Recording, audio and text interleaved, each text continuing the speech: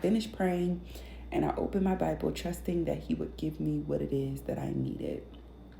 And the title of this particular chapter in the Amplified Version says, Childlike Trust in the Lord. And I'm like, okay. When I first read it, I'm reminded, that we are to have childlike faith. When we think of childlike faith, children believe anything that you tell them. If you are a trusted source, they believe that what you say goes, and what you say you will do, you will do. In the same way, we have to have that trust in God. Also, while I was reading this, more scripture was brought to me. It says, I don't involve myself in great matters or difficult things. I bring them to my Father.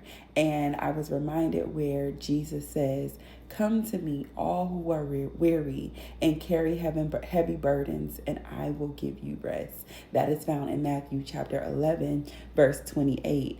And then it says, I will not involve myself with great matters or anything too difficult for me. So when we find ourselves worried about something, we're typically worried because we can't fix it in our own strength and we don't know how it's going to pan out. But the Bible tells us, Matthew 6:34, do not worry about tomorrow, for tomorrow will worry about itself. Do not worry about the next thing, for the next thing will worry about itself. And then it was just scripture after scripture that keep coming to me. Jeremiah 32:27, God says, I am the Lord, the God of all mankind.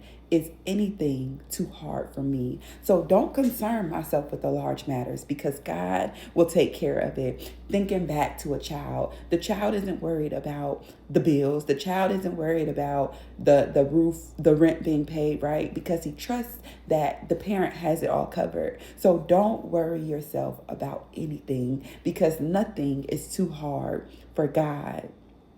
And I go on to say, I make a choice, and I pray that you would make a choice not to worry or involve myself, in things that are hard or overwhelming. My pastor taught on dwelling this week on Sunday, and he was speaking about when we're anxious, our mind is torn in so many different directions that we can't rest.